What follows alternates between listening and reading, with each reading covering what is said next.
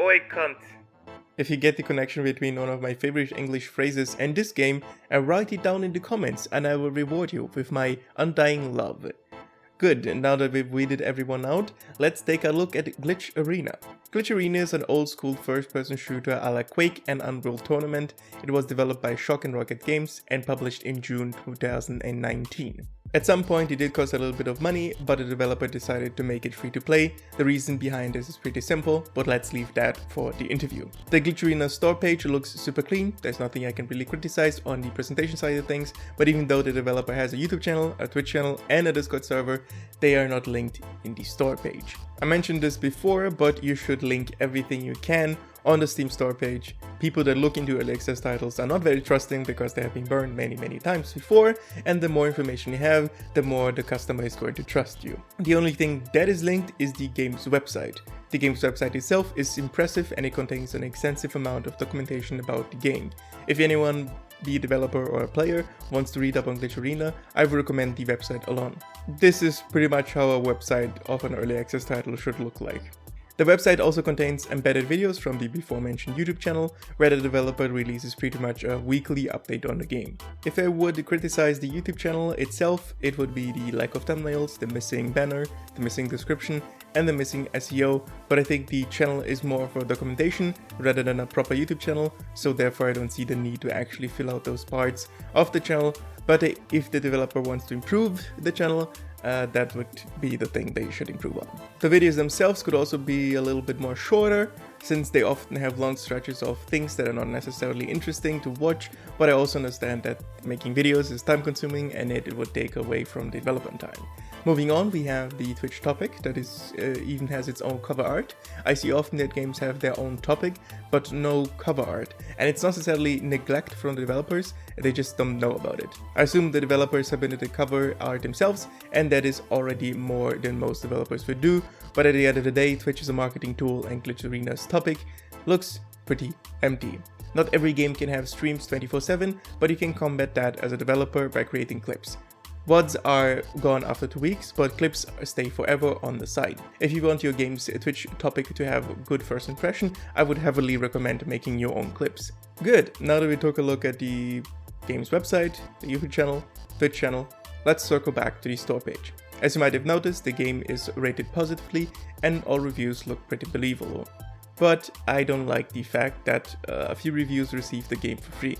I get it, I get it. Those are almost likely review copies, but it doesn't look good. It's not a good first impression. Anyways, moving on, we have the update and discussion tab. The update tab looks a little bit barren, and the last update was in August 2019, but I guess YouTube has been the main source of updates for the game. I recommend posting the YouTube updates in the update tab. It would make the update tab look a little bit more clean and filled. People do look into updates, and as I mentioned before, in other investigations, it's important to keep up the trust with the customer by being as transparent as you can be. The discussion tab is also a little bit empty. There's a pinned discussion from the developer, which is already helpful. I would recommend everyone that is planning to go into early access to have 3 pinned discussions tabs. Pin number 1 is the welcome message, like in this discussion. Pin number 2 is the bug fixes or bug report thread, where you gather bugs that a player's experiences. And pin number 3 is the suggestions thread, where you gather improvement suggestions from the players. Sometimes you can see something, but the players see it. Those 3 things alone can make your discussion thread look way better than it is right now, and even though they might be empty, they already communicate a level of commitment from the developer. What is equally as important, especially if the player base is small, is that the developer answers the post as fast as possible. 3 working days, that's like the maximum. This has not been the case here, but I think the reason is that most players are on the Discord channel. I've been there for a while, but the traffic's a little bit slow. It's difficult to get everyone into a game, but at the same time, the idea behind the Discord channel is pretty good. Every game that has an online multiplayer should offer a Discord channel for people to connect. Good. Now that we took a look at the Glitch Arena presentation, what about the game itself?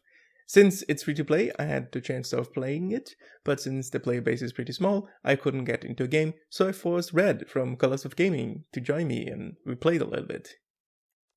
What are your thoughts about the game? I know, I'm trying to think of them. I really like the movement quite a bit. I like the aesthetic. For free, it's not bad. I don't think, if I'm honest, I don't think I'd pay anything for this. You know, It's just too bare bones still. Like it would need way more to actually make a game out of it, basically. I think so. Yeah, and there's kind of a lot of. I don't know how many of them are multiplayer, but there's a lot of like what they're called like boomer shooters Mm-hmm. right now, Yeah. similar to this. Yeah. So if I was to suggest anything, I mean, obviously, like the glitches and the kicking and all that stuff needs to be changed for sure. But if I was to suggest something else, he needs to do something to make this game stand out more. And I think with the movement, he can do that, if that makes sense. Yeah, because the movement is the thing that sets this game apart from other games. And also, it seems like a race game or a race mode would be something that could actually benefit the game because of the Yeah, movement, because they such a heavy emphasis on the movement. like a racing platforming Yeah. thing, I think would be really cool. I know that when we thought that mode was a race, I was like, oh, this will be really cool. Yeah, But it wasn't. It wasn't a race. It was to no. push the other from the platform for some reason. And Or if that worked, I think that would be cool too. yeah, like pushing each But other from the platform, having weapons that can actually push someone from the platform. I do think. I mean, once again, we're only playing with 2 people, right? Yeah. But I do think that the bullets move very slow compared to most first-person shooters. That's definitely a thing. Yeah, I don't know how much that would change though. Like, I don't know how much my opinion would change if it was like 16 people. You know? Yeah, because then you have a bunch of slow moving bullets, basically. Yeah, I think that's it. Thank you for dropping by. Finally, I got the chance of interviewing the developer, so here you go. First, tell the people who you are and what you do. Well, my name is Alistair.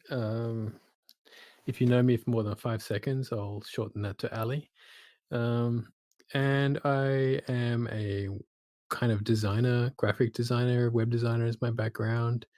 Trying to get more into like user experience design and strategy and stuff. That's my career. I also do things like painting and music production, and I've also made a game called Glitch Arena, which is a multiplayer only game designed for kind of competitive arena first person shooter players. Yeah, it reminded me like the first time I saw like, oh, yep, this is a throwback arena shooter, and it looks like you put a lot of neon colors, and I really like the aesthetic.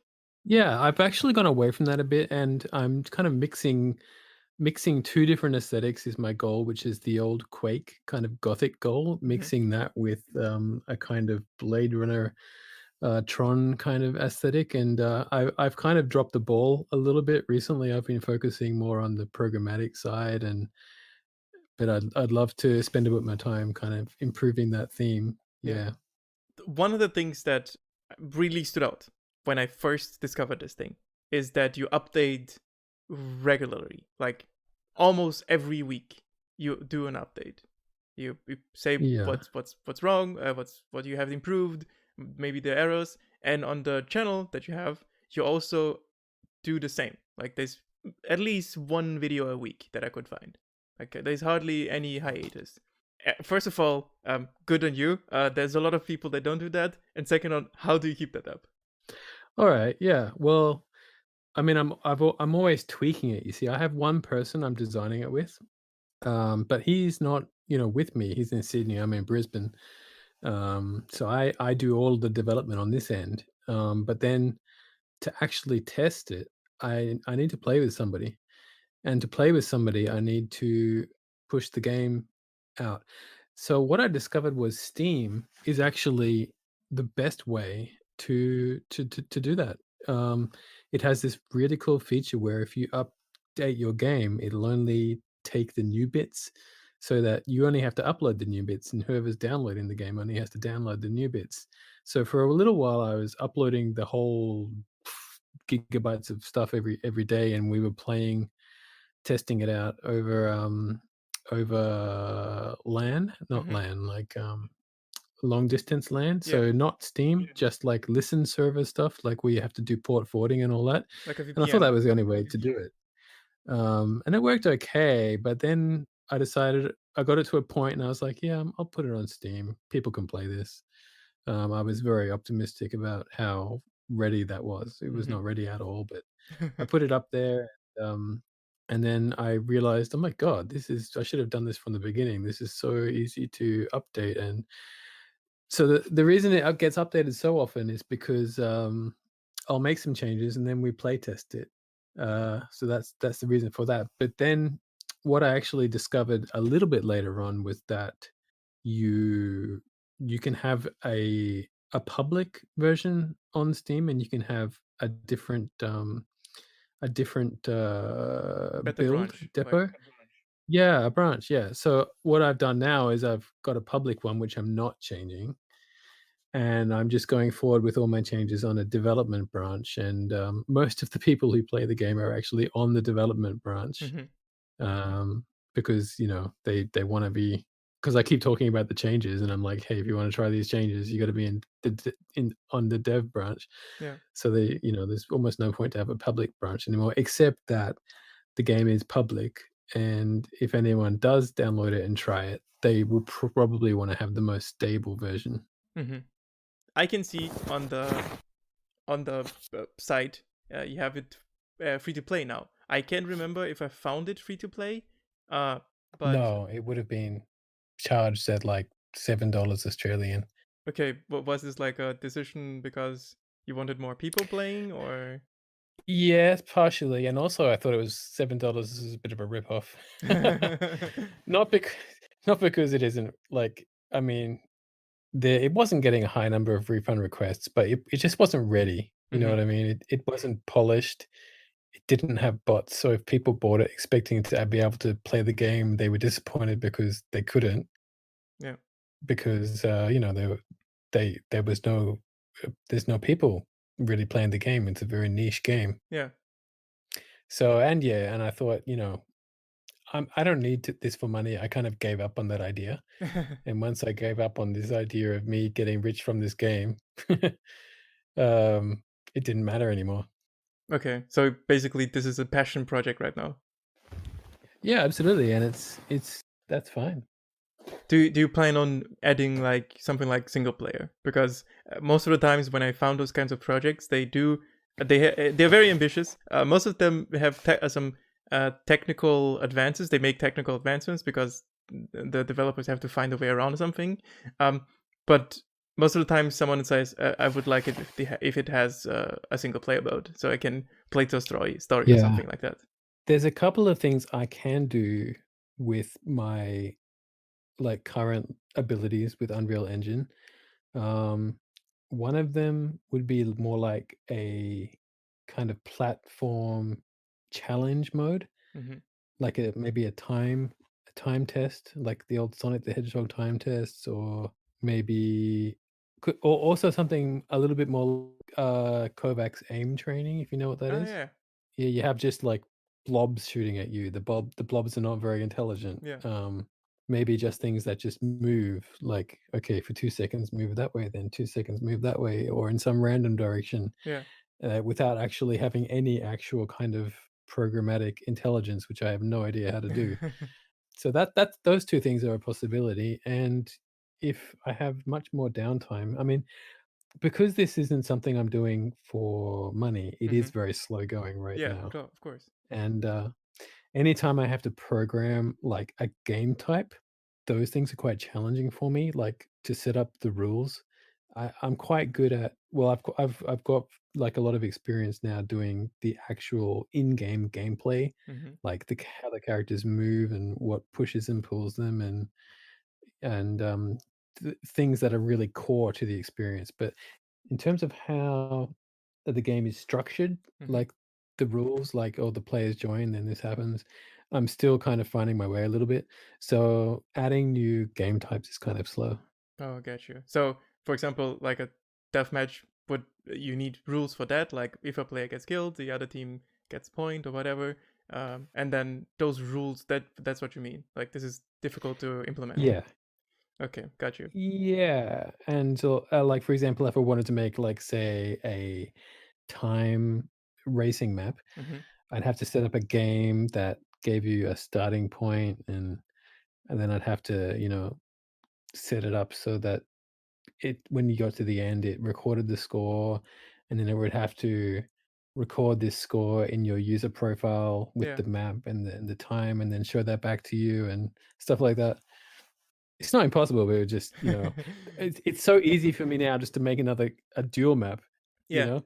And that's kind of where the joy is right now for me. And for me to get stuck into something that is kind of painful, Yeah. it's kinda the motivation is not really there right now, Mhm. which is kind of one of the reasons it was made free as well. Okay. It's Yeah, 'cause I don't play those games, you know? mhm. I play with people, Ah, so yeah.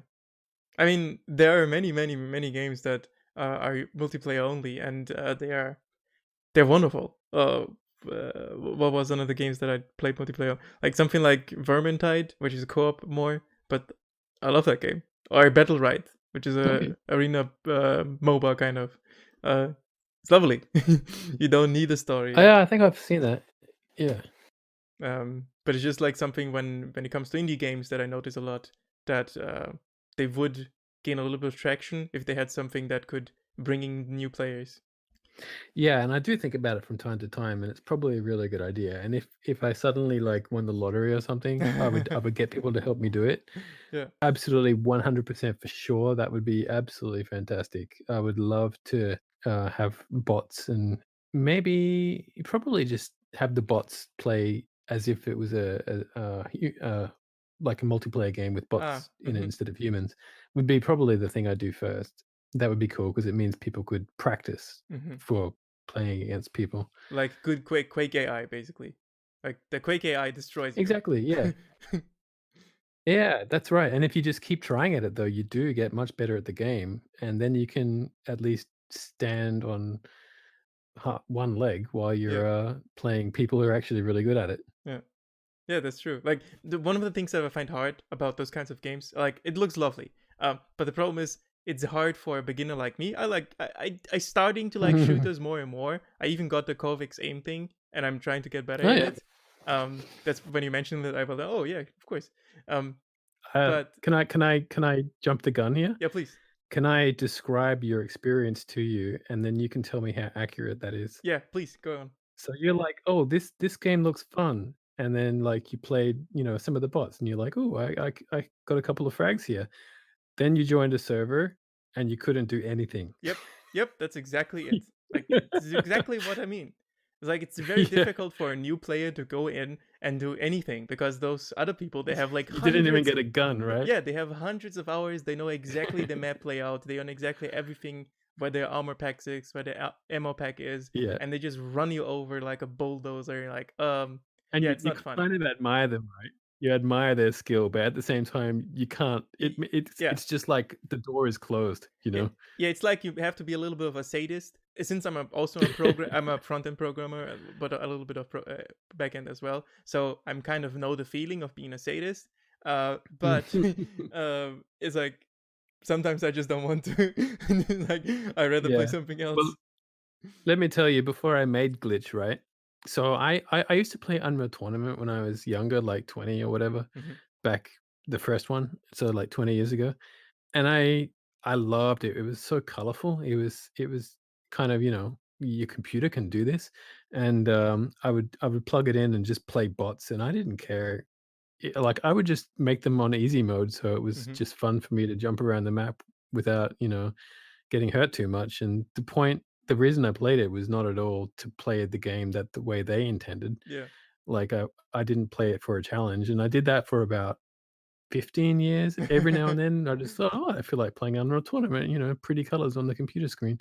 And then I would put them on easy and just, play the game and rarely ever challenged myself Yeah. to actually play it properly at all. And then in 2014, they announced that they were gonna make the Unreal Tournament. It would have been the 4th iteration of it. Yeah. And I was like, "Okay." And then a year later, they released a public alpha, and I downloaded it and played it, and yeah, got my ass handed to me pretty well. But yeah, something kept me I was like, enjoyed it in some kind of sick and twisted way. And, you know, enjoyed watching myself get better and better and starting to climb my way up the leaderboard at the end of the death matches or whatever. Yeah. And I've gotta tell you, I'm not sure I was mentally healthy at that time. Like, I honestly look back at that time and just I think my wife nearly left me. Well, she wasn't my wife then, but I think she nearly left me twice. Wow. Um, yeah, Quake ruins a developer's life, okay?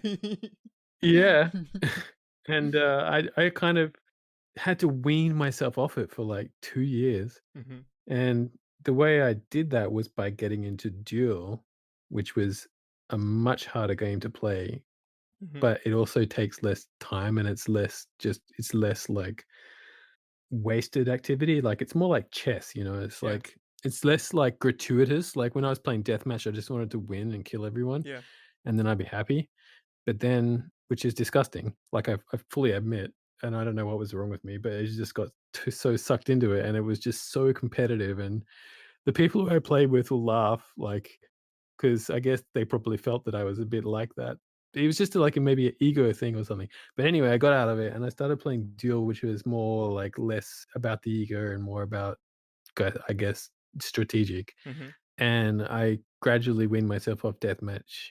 And then people stopped playing Unreal Tournament 4, and I I played a little bit of Quake, and I really enjoyed Quake's movement, which is more fluid, Yeah. um, or Quake style games, I should say, not necessarily Quake.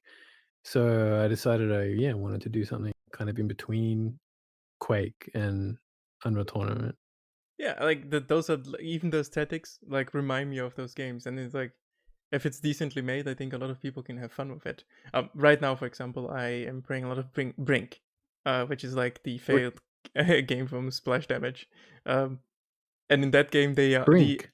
Brink, yeah, the AI is completely brain dead. Like it has no amount of intelligence, but they do it. They fool you into believing that I can do something in just up making them aimbots.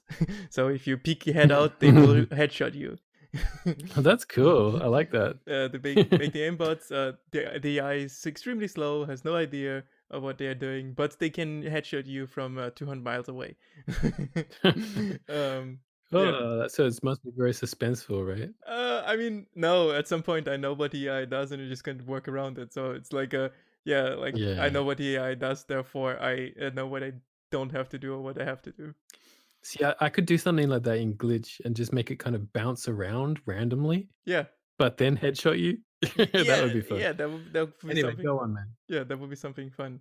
Anyways, um, I I I I think you mentioned a little bit of the toxicity about around the whole thing. People that flood, not flood, but are attracted to these types of games, they have a certain mindset, and it can be very toxic. Um, yeah, I have experienced that, Have unfortunately, but and that was did you yeah, have to kick them out, it's not a or did you have to just ignore them, or are they like integrated? Did they change maybe a little bit of their perspective?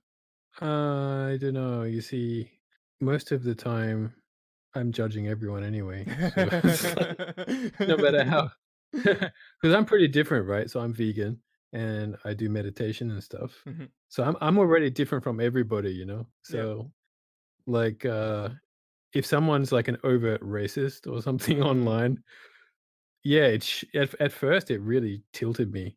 I was like, "What? You can't just what?" You know? Yeah. Like, "This is normal?" And then they were like, "No, it's online. We can say whatever we want because Mm. this isn't the reality."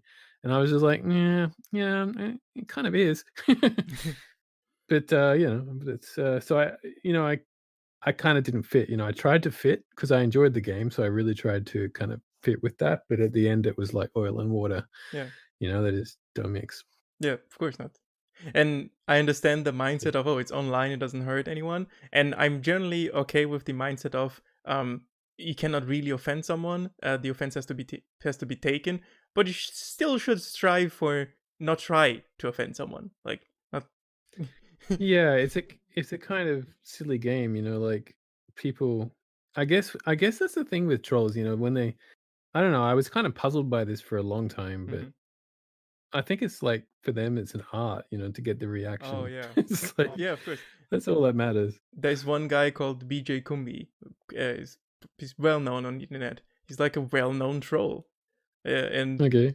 I think it reminds me of something like performance art, Yeah, yeah. which is like a weird thing to say because of course he will be controversial and do controversial stuff and say controversial stuff, but at the same time, if you know that he's a troll, you can't take it serious. Yeah.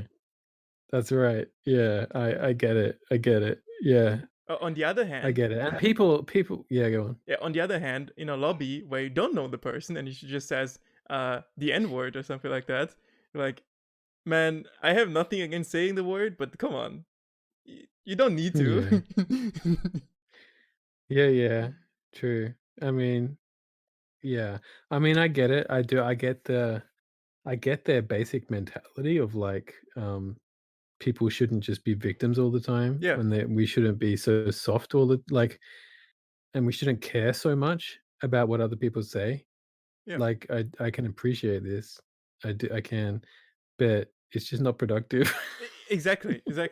I can understand that the one side doesn't has to play the victim of everything, and the other side doesn't need to constantly flame the fire.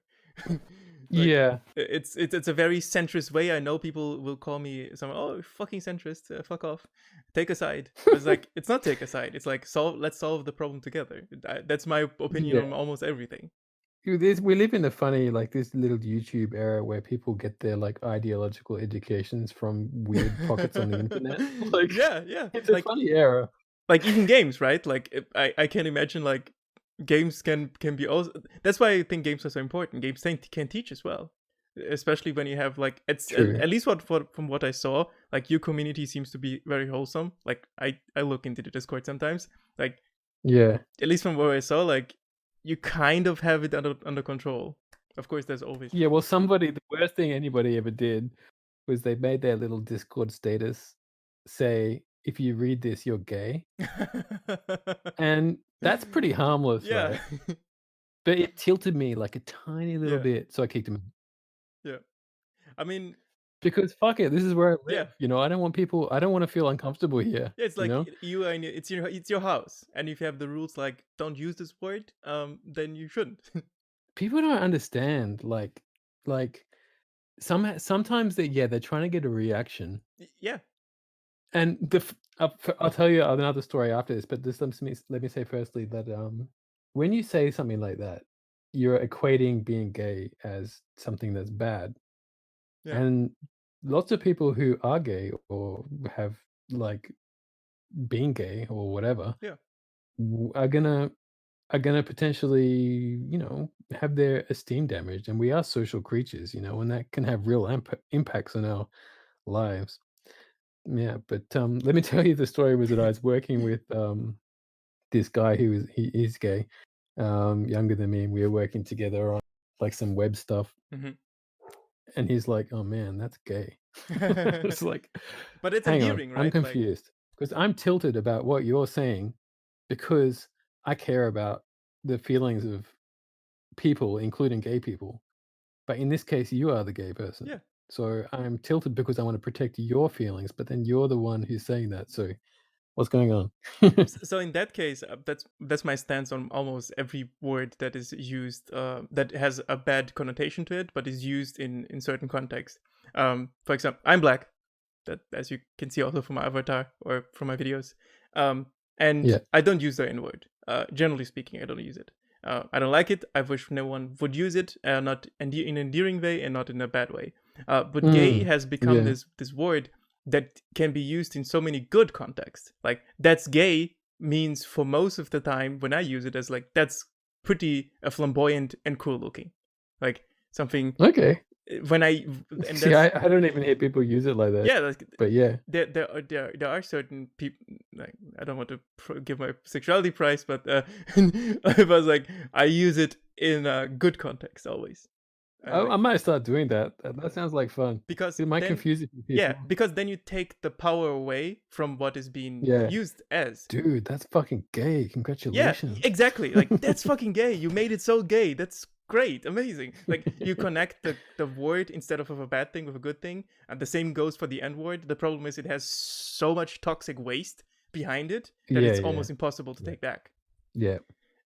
Yeah. That's So true, and I don't think people using it like I know that's like I don't think that black people using it is like really I don't know. I think it just hinders It's the. a It's it's just just a word and yeah, whatever, yeah, but of course, but it makes the cause like worse. Like, oh, I can use it because I have a certain it skin creates color. the boundaries. Yeah, It but kind of reinforces that boundary. Like I yeah, can use this because I'm yeah, this, and and you that's can't because you're exactly that. yeah, So it's emphasizing the difference. yeah, and that's like exactly what you don't want, right? Like you don't want Mm, to separate people again. Like you don't want to yeah, revert back to the time where we separated people. So it's like as me as a black person, I'm like, yeah, we're doing harm to our own community, kind of. mm-hmm. That's why I Yeah, I chose agree. to don't. But there are also black people that say, no, I want to use it, and I think everyone should use it. So there's two Yeah, sides. true. Right. Yeah. So Yeah, no, I agree with you there too. yeah, It's more like, well, then just fucking let anyone use it. yeah, Like, don't make it so like. And also, people don't consider people's. We have these rules now, and we don't make any judgments based on like.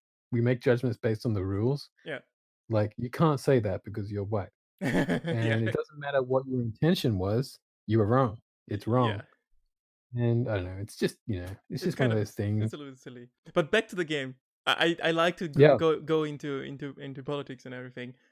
Because I noticed. I think games can be political. I know there's a lot of people that stay out of politics with games, but games can be political. I Mm, think games can be something to show reality, hold a mirror to society. Something like Papers, Please. It's inherently political, and everyone loves it for it. yeah. Like it's Okay. trying to send this message of look at this authoritarian regime, what people have to go through, their realities, their lives, and so on. From a Well, I have been considering making a deathmatch map with like the video of Earthlings embedded on the wall oh and okay calling it Slaughterhouse or something like that.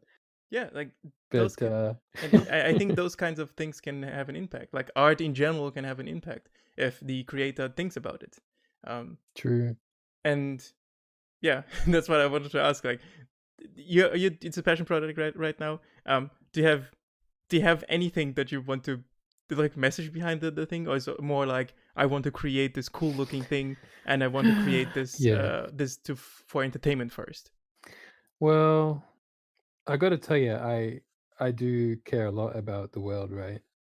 Yeah. And I do like if you follow me on Facebook, I routinely tell people what I think, and I don't really care. I mean, I try to do it in a way that they will understand. Mhm. That I'm not trying to preach to them. I'm not trying to like I don't think I'm better than them, but I want them to like maybe wake up a little bit and change some things that don't really matter but can have a really nice yeah, a good positive effect in the world at large. And glitch and that's something I really believe in, but it's tiring. It's tiring to do that. And Mm. it's nice that glitch is not it's nice that glitch is not an avenue for that. Okay, that makes sense, right? Yeah, I mean, maybe one day I will, but I mean, it makes sense I that you mean, would need something as like a vent, as a pipe, like to. yeah, I mean, I don't think glitch is the thing. Like, No, I mean like I mean, something it else is. that is not connected to everything else. Like it's detached from Yeah, I all mean, of I got my this. hands in a few different things. Yeah, Like professionally, I'm trying to like do different things, yeah. and anyone who knows me knows me on Facebook pretty much, and I'll make them feel bad there. uh, yeah, I also like to make people feel bad. I'm sorry. It's like sometimes I just see something like I inherently disagree with this. Also, here's the data to show that you're wrong. Yeah, right. But Well, I that's try good. not to be preachy. I try not to be preachy. Yeah, Okay. yeah. Getting preachy is very, very tiring. Yeah, man. What else can I tell you? I think this is like it was very off the cuff because I like if I have to take my chances. I take my opportunities. It takes a very long time to set up those things sometimes. But I think my longest one took like a month to set up. Oh no, Oh yeah. wrong. 3 months. Like to constantly talk What? to the person. Um, Really? yeah, it's like it's really hard sometimes. People have jobs and in lives, Oh, I see what you're saying. Yeah. I can't take the I thought you were talking about like 3 months of research. Oh, I have that as well. Oh, okay. But Yeah, it's not right. out yet. Yeah. Good. Thank you for dropping by. In conclusion, I think there is something here. The game can be fun when you get in the lobby going. The developer seems like a chill dude. I'm not sure if the game will ever be finished since it's pretty much a side project, but it looks likely. The game is free to play, so you wouldn't lose anything if you ever play the game. This is actually a surprise. This was a breath of fresh air compared to the other investigations I had to do. Maybe try this one out, but as always, I can never really recommend an early access title out of principle, since most of them never see the light of day. I hope you enjoyed this video. Maybe check out other early access investigations, subscribe to my channel, turn on notifications, like this video, comment down below which game I should take a look next. Take care of yourselves and have a nice and wonderful day.